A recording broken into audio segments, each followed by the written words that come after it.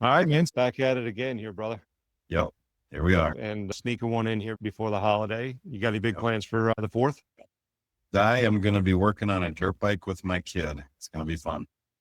Very cool, man. Very cool. Yeah. Those things have always terrified me personally, but good on you. My wife would, I think, murder me if I put my kid on a dirt bike. That's cool, man. We're going to be going out of town ourselves. Hopefully everybody out there is going to get a chance to go celebrate and hang out and get some downtime. And it's funny, right? So I think the topic we want to talk about goes alongside of that, because if we want to talk a little bit about hiring and growing your teams. It's a subject that I think has come up in some of the individual conversations we're having with some of your clients and some of the customers that I'm working with as well too. And when's the right time to start growing our teams, and just the daunting task of how do we go about doing that, right? And like I said, it runs alongside this, because if you don't have people in place to help you out, and certainly the right people that you can trust, then you don't get to go work on the dirt bike and put the phone down and not monitor it. And it's a great idea to start a business, but you get about halfway through running it, and maybe not so much when you're mired in the muck. Yeah, so, for sure. I wanted to ask you a few questions, maybe flip the table a little bit. Our first couple episodes, you've been peppering me, so it's my turn to pepper you, if that's all right. Yeah. All right, cool. Cool. So I know you've been with Powrful for a little while now, at least, and you've done a pretty phenomenal job of building what was a good start into something that's really great and helping a lot of dealers out. But that didn't happen overnight, and I know that was not an easy task for you, because it was totally foreign when you first got in it. So if I'm remembering the story, you met John through I think you guys were training for a race or something. Is that right? Triathlons, triathlons and half marathons. We were younger then. Okay. And how'd the race go after you got done training? Yeah, we finished. So that was a win. That's good. Yeah, triathlons are a challenge because it's a swim, then a bike, then a run. And I grew up through middle school and high school on the swim team. And so I was confident out of the water, but then I just progressively got slower and slower. But definitely fun adventure. It's fun to show up with 1,000 other people, all with one goal, which is make it to the finish line. Yeah. I got an itch myself to I don't know, maybe see if I still got some young blood left in me and try that out, but I'll let you talk me out of that on another call. Yeah. I guess through that process and talking to John, he discovered that you got this rich history in marketing and digital marketing, and said, "Hey, I got this company. You want to come run it?" That's how that conversation went, or what were you doing at the time? Yeah. So I started commercial driving in college. I have a bachelor's degree in psychology. And where I attended college here in Rochester, Minnesota, I applied to work at the city transit department. And so I finished college, and the city bus went union, wages went up. My wife and I were married. We kept having kids. And so I was a bus driver. I was a city transit bus driver for 18 years. And I would go for runs with John, or bikes or swims, and we would just talk shop, and he'd talk about businesses and sales and marketing. And I'd say, man, I love the entrepreneurial ecosystem, but the two things I don't like about business are sales and marketing. So then fast forward to 2021, and John approached me and said, "Hey, I'm starting this company. I think you'd be a great fit for it." I said, "Oh, what is that?" He goes, "It's a marketing agency." And I said, "John, do you see the irony here?" And he goes, "Oh, it's not lost on me." And so I trust John. And he said, "Jay, I'm less interested in your experience in the industry and more interested in your ability to learn and your ability to communicate." And so I have a degree in psychology, and serious curiosity about people and how they work intrigued him. We had a lot of deep conversations on the road. And yeah, he said, "Why don't you come help out?" So here I am. Yes. So you're a glutton for punishment, and you said, "Sure, that sounds like a great idea." Yeah. All right. Yeah. Very cool. I guess I've been on a bus or two in my life. You had some experience in marketing. I know they got advertisements either on the side of the bus or like inside the bus. So you were doing some advertising at that point. That's right. I was the billboard. There you go. Mobile. So yeah, I've known you for a little while now, and that sentiment comes across like immediately. And for those of you that don't know Jay, the second there's something that interests him, the idea that he's not going to learn it is just totally foreign, right? soak things up. You sit down very analytical. And the thing that I think is probably most admirable about it is it's always from the people point of view first. How is it going to affect people? How's it going to work with the people? That kind of thing. What we're coming into a completely foreign world in that regard. What were, if you could give me like two or three like biggest challenges you came into that were hurdles that you had to overcome in that, let's say, first 6, 12 months? Yeah. Just the massive amount of information that I had to take in to understand and be up to speed and be valuable. I got hired on as an account manager. And so some of our dealer networks, thankfully, are still with us. I was really green at the beginning. I said a lot of things that I didn't fully understand as I was learning. And so being willing to make mistakes and learn, that's like the foundation of it. Yeah. Yeah, that's a concept that I feel is dwindling very fast in our world today. That willingness, or almost call it ability, to make mistakes and not be okay with it, but run towards mistakes. Right? There's no learning without that. So that's an admirable quality for sure. What do you think the biggest learning mistake was in that first 12 months for you? Yeah. So by about month 8, when I was new, I got promoted to general manager, and I actually took the whole thing over. And it quickly became a people problem. I realized that I actually had no idea how to run a team. I knew how to be a good person, and I knew how to be agreeable. And agreeable is not a great trait of a manager. You need to be willing to actually disagree and drive the bus. A funny analogy, right? I was a bus driver of a physical bus, and I'm a bus driver of an organization. And so translating, that analogy over, the bus driver is the one with access to the gas pedal and the brakes, and they steer it. And the people on the bus have other roles to fulfill. And first year, I burnt through a bunch of money on staffing. I didn't know how to run an efficient team. I overhired. And luckily, John was very gracious with that process of learning, but I spent way too much money on staff. Yeah. It's a double-edged sword as you're growing a company and you get overwhelmed with the day-to-day tasks. The initial gut reaction is definitely, hey, I need more people. Yeah.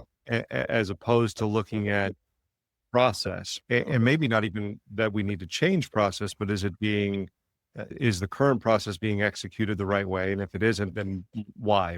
I think where probably a lot of people miss the mark is it not being executed the right way because my people aren't doing what they need to be doing? Or I think you do a very good job of this, is did I maybe not communicate it the right way? And usually it's one of two ways, right? Did I not communicate the importance of it the right way? Or did I not communicate the way to execute this the right manner? Well, how often do you find in that communication, since that learning point, that it's one versus the other, or maybe a combination of the two? I really like Jocko Willick's book, Extreme Ownership.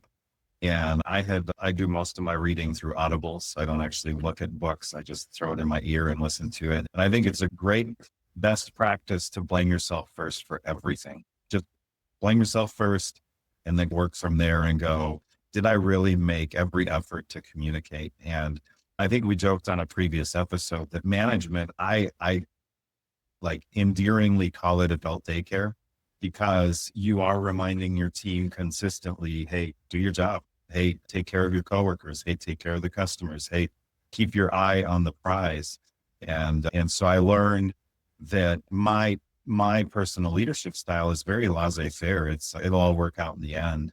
And that does not work with a staff that want to be led. And I think that was a big surprise for me, is I'm internally motivated on my own, and realizing that there are team members that are not internally motivated. And so I need to be that motivation for them. And so I run a couple of meetings every week that are literally the same meeting every week. And I was the guy in City Bus that sat in the back of the room at our weekly safety meetings and criticized the safety manager. And now I'm over here running a weekly meeting going, hey guys, don't forget to do your jobs. Don't forget. Yeah. I think it's a really good point, right? Like the adult daycare kind of scenario, but it's It's very similar. And a mentor of mine one time said that it's very similar to being a parent, right? I got a soon to be 7-year-old. He'll be 7 next week. I know when his birthday is. I'm not trying to recall his birthday. I just trying to remember what day it is today. But my wife and I will joke all the time, like, when will be the day that it'll click that I don't have to remind him to say thank you and please and all that stuff. But it's the same thing. It's just that it's not necessarily top of mind all the time for everybody. So we have to remind them constantly, because they're trying to do the best they can. They got a lot of things that they have to remember to do every day. And our job is to make sure that they don't forget the little things, for sure. So, and it's interesting. We're in the concrete coating industry predominantly, and I work with customers in over 40 locations across the country. And I work with large multi-million dollar organizations, and I work with single owner operators. And I have a lot of conversations. They're more of a coaching call than like a marketing strategy call, where they say, hey, I can't keep installers, or I don't know how to hire a salesperson, or man, we just keep burning through office personnel. I don't know what to do. And the conversation is always the same. The only way you can scale a business is become a people person. Understand people, understand how to support them and encourage them and set them up for success. Everybody wants a scoreboard, whether they tell you they want it or not. Everybody wants to know what winning looks like. yeah. So the job of the manager is to help them see what winning looks like and then celebrate them when they win. Powrful Media, our primary service offering is scheduling sales appointments.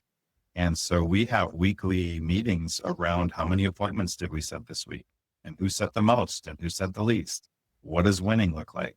Oh, winning looks converting conversations on social media into an agreed upon booked appointment. And we celebrate it every week.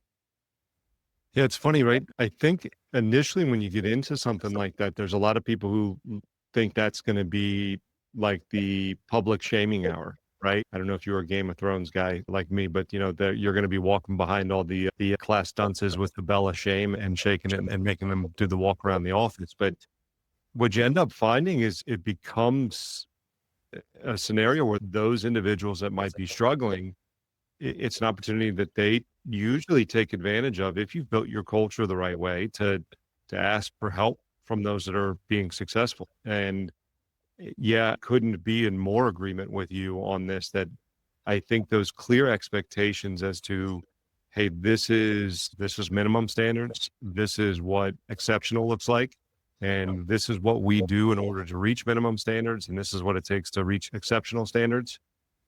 When people know that, and we talk about it on a regular basis, they know this is what it takes, and this is what matters to us, then they run for it happy and fast, for sure.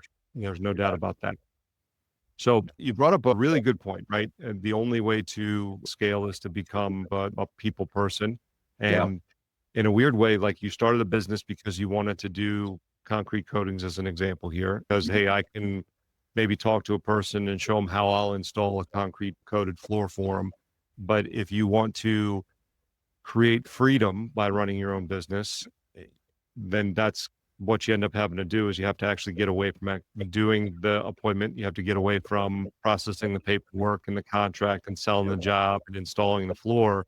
And you actually you move further away from the day-to-day work and the customer themselves, and your customer changes, right? Your customer becomes the people that work for you, not the people that contract with you, right? So let's talk a little bit about, if you don't mind shifting gears here a little bit. We talked about your story and having little to no experience in exactly what you're doing today, which is really cool. And what do you think you would identify? Now, obviously, we're talking about marketing world, and on my side of the coin, it's the sales world, right? What are characteristics you would look for if you need to fill a new seat? What are you looking for in a person? And I'm going to back it up even maybe a touch further than that. When do you know it's time to hire a new person? And then, okay, I need to go look for them. What am I looking for?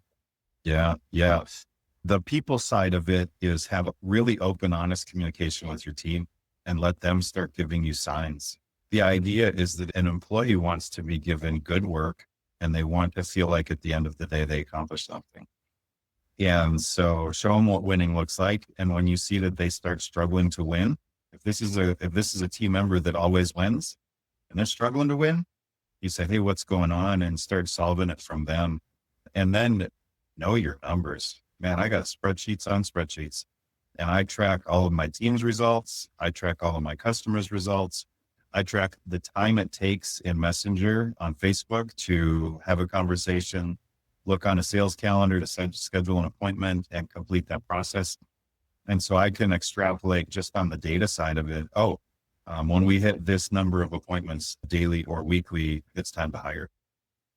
Know your numbers and have a relationship with your people. So here's a follow-up question to that. Do you start the interview process when it's time to hire somebody, or do you start the interview process when the light is yellow, so to speak? Yeah. Do you start that prior to needing somebody, I guess would be the right way to say it? Yeah. I think that once you are established enough, you should have a perpetual pipeline of potential hires. We always have 2 to 5 people in our contact list that had expressed interest at one point or another, and that they were serious enough that they say, I'm dead serious. If a position opens up, call me. I will quit my other job to come work for you. And so that always have those people. Good on Indeed for creating a platform to hire. Every time I get an Indeed bill, I just go, oh, I'm paying these guys to just send me 100 names that are not interested.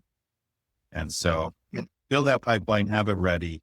And the other thing that I do actually is internally, I ask my team members for referrals constantly. Yeah. They know what it takes to be good at the job. And if they have a friend or an acquaintance that they think could do what we do, that's a conversation that's worth having. You're going to hire them anyway. They may as well be somebody they know and trust, right? Correct. Yep. Yeah. Yeah. I think it's funny. We were having this conversation with, I can't remember who it was now, but they're on the fence about whether they got somebody that's going to work out, and they got business that's getting ramped up and getting ready to grow. And I might have to hire in a couple of months and have somebody available to run. And this is on the sales side. And my next question to him was, how long does it take you to get somebody, fully up and running on the sales side? And they started a couple of weeks to train, and then another probably month or two where I feel like they're running pretty efficiently. And I said, okay, you're late. They should be in the door running now. Yep. And I think that's probably one of the bigger mistakes people make, no matter what the position is that they're hiring for. And you said it just a little differently, maybe, than I would say it, is that you have to have a bench. And the only way you have to have a bench, or the only way you build a bench, is you constantly are recruiting.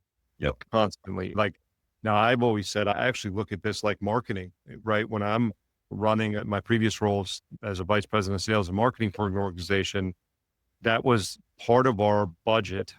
And I allocated it very similarly to the dollars that I allocated for marketing expense.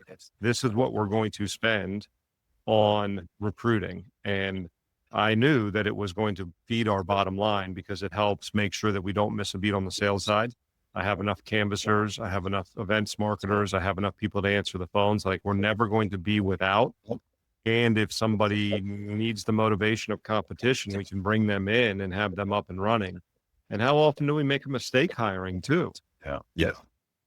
It's not a perfect science. So despite the fact that we have, and we'll talk a little bit about some of these, non-negotiables for us and disqualifiers, we're human beings too. It's not a perfect science. And just that bench is critical. If you're waiting for the day to come up where we go, okay, next week I need people to run appointments, or I need people to answer the phones, let's put an ad out there, you're probably 2-3 months behind. Yeah. Right. Good stuff, man. All right. So you got let's say you got a stack of resumes, and you got a pile of interviews on the board for next week, and they come in and all go through your interview process. If you could give me, maybe we won't talk about job specific, right? Because we want to focus on people here. Yeah. Give me hey, this is 1 to 2, maybe 3. I got to see this in them, that in order for them to make my cut. And then, hey, if I see 1 or 2 of these red flags, it's like non-starter. Yeah. Yeah. So because we're in the appointment setting side and marketing, they have to be able to talk on the phone. Our first interview is always a phone interview. I just need to see how clearly they communicate to me, how confident their voice is, what they sound like. And so it's a 30-minute to 45-minute, like surface level. What do you do for hobbies? Get to know them type of phone interview. I'm just listening to see how they sound on the phone. They got to be confident. Our second interview, they come into the office, and the biggest thing I actually look for is their ability to ask questions. Are they able to pause me and say, hey, hold on, can you speak a little bit more to that? Because I walk through a day in the life of position at Powrful Media, and I have a couple of screens open on my computer, and I show them what it looks like and show them some technology. And I call it a fire hose for them. I just fire hose them with what we do, because I'm looking for them to get eyes wide open, or I want them to lean in. I want them to put their finger on their chin. I want them to interrupt me and ask questions. One of our core values at Powrful Media is that we're perpetually curious. And when you think about hiring people for culture fit, you have to start paying attention to, are the values that we, profess in our company, are they being recognized even as early as the interview process? A red flag really is the know-it-all. If they just sit there and get back and go, I'm like, you're probably not going to be a good fit for us, because we're in marketing. Things change daily. Yeah. I don't want to hire somebody that thinks that they'll have it figured out. Okay. I like that. Yeah. I think that you can start to feel that as you go through an interview process. I've had that person sit in front of me as well too. And that goes back to your hiring journey through where you are, where you were and where you are now. Yeah. That's probably something John saw in you, right? Which is the curiousness and the willingness to be molded into what he needed originally, and then the ability to take the ball and run it beyond what he might have been able to envision at first too. It's hard to quantify that and see that, but when you don't see it for sure, I think. Yeah. Yeah. Do you have any go-to questions? Do you have one or two go-to questions you ask in an interview process to get to know the person, I should say? Sure. You trapped me here, because I've been handing the hiring off to Dylan. He's been taking care of this for me. This is a good thing, because you got to, again, as we grow our business, you shouldn't be interviewing everybody either, right? Yeah, I do like to ask people, what gets you up in the morning?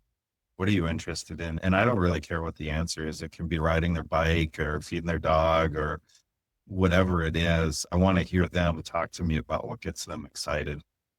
And I will speak to that. When I had been approached by John to work at Powrful Media, I was not interested in marketing at all. What I learned from that is the thing that gets me up in the morning is my love of learning. I love to learn. My Audible has 190 books in it, and they've all been listened to, some of them like 3-4 times, right? I'm an avid consumer of podcasts, and my social media is very boring. It's like learning posts. And so I realized that the topic, which was marketing, wasn't actually as important to me as my ability to show up as myself. And that's the love to learn. And so I shifted my focus to, I love to learn marketing. Mm-hmm. And I was able to go all in on that and learn it. And I know a whole lot about marketing right now. Yeah. And so I think that what you're looking for with people is, do they have a love for attention to detail? In the industry I'm in, details matter. We need to be able to get geography right. We need to get addresses and phone numbers right. We need to care about those details and stuff. So you're listening to somebody, if they say, I like to do crossword puzzles. Okay, cool. That's actually somebody that's going to care about the details. So it's fun to see that there's more of an intrinsic value proposition that each person has, and you're able to shape that with your staff and help them find value in what they do working for you. Yeah, I think that's a really good one. On the sales side, I'll ask a similar question. Yeah, I will point blank ask about learning style, right? And I think one of the things that I'm looking for too is, and I want to transition here to it in our conversation a little bit to the onboarding and ongoing touch points, but I think we're both very big believers in the support and the training, and if it doesn't work, right, the evaluation is on us first and then second. However, I think one of the things that probably both of us have experienced is you can lead a horse to water, right? Yeah. But they got to drink it. There's also the horse that constantly needs you to do the leading. And at a certain point, But you got to step back and ask, hey, I'm looking at the same map that you have in your back pocket that leads us both to that water. Yeah. When are you going to pull the map out and learn to read the map? That's a follow-up question, not exactly in that manner, that I will ask. Okay, talk to me a little bit about your learning style. And one of the things I think is really important in our industry in particular, which is very fast paced. Yep. And answers are needed immediately. Yep. Right. We need people in our world that not only are hungry to learn, but are hungry to discover answers, not hear answers. I think that's a challenge that a lot of us are used to in the Google era is I can go, how much is this and how does this work? And then something spits an answer out to me.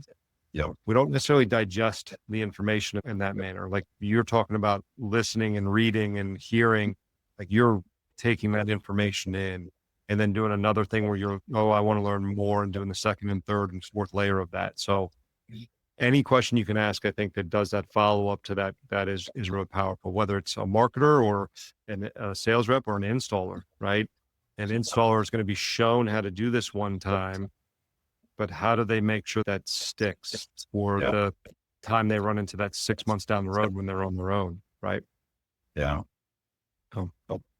Easily, it's one of the largest expenses on the P&L, right? Yeah. Hiring, recruiting, onboarding, and then worse yet, it gets way more expensive when they walk out the back door 6, 7, 8 months later. Where do you think, let's start there. Where do you think that revolving door starts? Do you think it starts in onboarding, or do you think it starts in that transition from onboarding, or do you think it happens in that third stage, like after that, what I would call like offboarding scenario where you're coming out of training and then you're just in the real world running after that period of time where you're in that probationary period or whatever you would call it? Yeah. I like the hire slow, fire fast. Most of my revolving door is in the first like 3-4 weeks. I have a couple of real good markers of ability. And one of the things I say with new hires, the day that they fill out paperwork, I say, listen, this job is not for everybody. At Powrful Media, we believe in being honest. To quote Brene Brown, clear is kind, unclear is unkind. That being said, I am going to be fully transparent with you if I think you're a good fit for our company. And I give you full permission to tell me to kick rocks.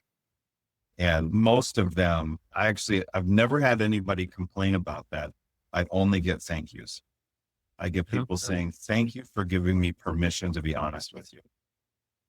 And I've had, in the last 6 months, I've had a couple of people about 2 weeks in say, hey, Jay, I'm really sorry, but I don't think this is a good fit for me. And they were doing okay. Like from my perspective, they were checking the boxes and getting their work done. And shoot, I wanted to give them a hug. Yeah. Thank you so much for not sticking around 3 months and hating it and quitting. And so for me, I want that revolving door to be at the beginning. Do you think if you were looking at somebody else's business, right? And let's say that person is a good candidate and is a good fit.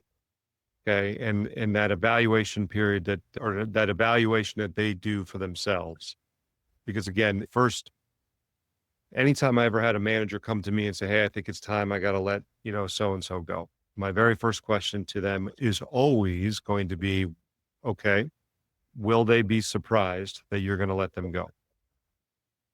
And what I'm looking for is, have we done everything we can for them?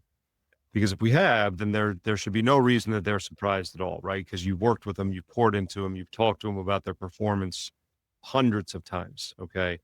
And now I can look at it and say, we've followed our process and we've done everything to the best of our ability. Now we might need to reevaluate our process if we've had this happen multiple times, but we're hopefully saying like the person didn't fit the process. Okay. But again, you look at that process, and I always looked at it as 3 stages. You got like this newborn stage of onboard training.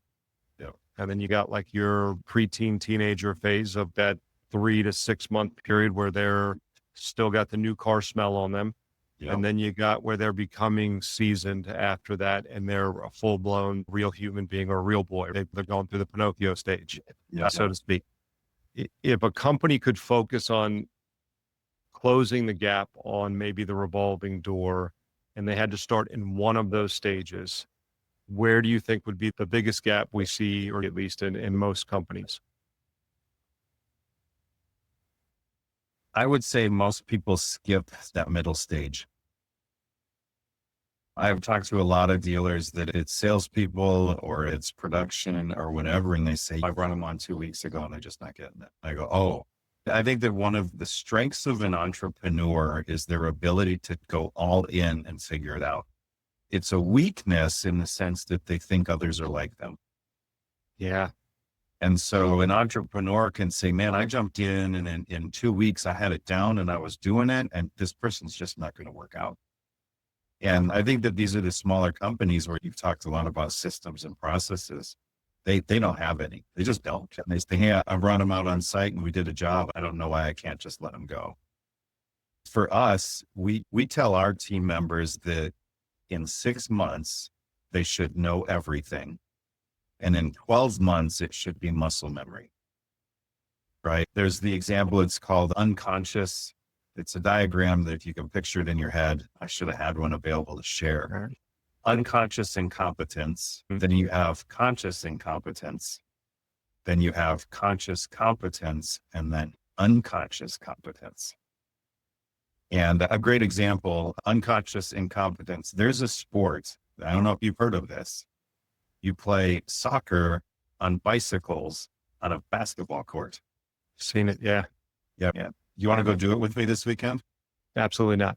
No. But you and I are conscious about it, but we are incompetent. We're unable to do it. And so then you and I buy bikes and we start practicing a lot. And especially like a little child, as your kid learned to ride his bike, you probably noticed he would look down at his pedals periodically. And you're like, kid, look in front of you. No, he had that conscious competence where he could ride a bike, but he still had to think about it. What are my feet doing? The kids look at their hands and they're like, what are my hands doing? And then your kid will progress to where he jumps on the bike and he never even looks at the bike. The bike is literally an extension of his body. And he's already looking a block away at his friends that are playing ball in the street and he's going to go get to him on his bike. And so paying attention to that natural growth in the company and being able to put a timeline on it is important. Yeah, it's a great point. I think that I think it's for sure in those first two stages, right? And usually there's a warm and fuzzy hello and some sort of, yeah, you don't know what you're doing. So let me show you a little bit about what you're doing. I think that there are a lot of companies that could still do a much better job of organizing their training and onboarding. To your point, some of these entrepreneurs or newer companies that are growing, maybe you take for granted how much you had to work around some of the things you didn't know 2 years ago when you first got started and you just figured it out or made it work. Right. Yep. But then you look at that, like I said, I refer to it as boarding from training. You have onboarding and then offboarding. A good friend of mine, that was a big focus when I was at the company several years ago, was we had a real high new hire turnover rate. And where we found was it was in that 60 to 90 day time frame. And we got done with training at the 60-day window. And it was the comparison that he made in their kind of evaluation of it was an astronaut does all of this training before you send them to the moon. But they don't just put them on a rocket and go, see you later, right? Luck, we'll see you when you get back. Yeah. So they're not just floating around space on their own. They have what? They have mission control. Yeah. Where there are hundreds of people that are there to help support like every little thing down to the tube of food should do this for you kind of and answer questions and all of the stuff. And like, we're talking about them like being responsible for our livelihood and we're just going, don't have time for you anymore. Yeah. On to the next thing. So yeah, I think having some structure there is critical and it's way overlooked. And one of the things that we talk about today, or we've talked about today, is how much did it cost you to get that person in the door? How much did you miss? You're waiting for that person to get in the door on top of it. And how much you're going to miss again when you walk out the door because you likely stopped recruiting again. Yeah. So It's interesting stuff for sure. You mentioned a good thing there. You talked about going over values and core values. I think you even thinking that you might do that in your hiring process. So bringing it full circle and putting it back on the idea of like expectations. I think we're pretty good at telling people for the most part, if this is what we do and this is what you are capable of doing here. How and when do you tell them this is the KPIs, specific numbers, or do you? And then also what our core values are when they're either being interviewed or coming in the door? Like, when does that start for you? I do the entire like company story, mission, vision, values, actually day one. They fill out paperwork. I have an embarrassingly bad slideshow on Google Slides that is Powerful Media's mission, vision, values. I just want words on a page because I speak to it. And it's a great opportunity for me to just tell them who we are and see how they respond to it. In sales, you have a sales manager, they do ride-alongs, they do follow-ups, they do weekly meetings. My position here is a little unique because all of my team members share the same workspace. They're all in the same inboxes of our customers. And so one of the things that I do really forcefully is I say, you are sharing the same kitchen as everybody else on the team. And if you leave it a mess, you're leaving a mess for the next person. And so I talk to them a lot about it being a team effort. And I know that production can do that as well. You're sharing trucks, or you're sharing trailers, or you're sharing equipment. And so right off the bat, it's mission, vision, values. This is who we are. Seth Godin, a prolific marketing author, his phrase that I absolutely love is, people like us do things like this. And so I use that a lot with my team, is if you work at Powrful Media, you will be curious, or you will be an effective communicator. The KPIs actually come after they understand what the KPIs are. It's pretty basic. I don't have a real strict process of making sure they're hitting their goals. It's one KPI. During your shift, you hit these numbers. Pretty basic. It's easy for them to see, and it's easy for me to have a conversation with them. I do monthly one-on-ones with everybody still. And so in that one-on-one, if there's an opportunity that needs to be addressed, positive or negative, I do it there. But what I've found is I actually use those one-on-ones to just talk to them about how they are. How are your dogs? How are your kids?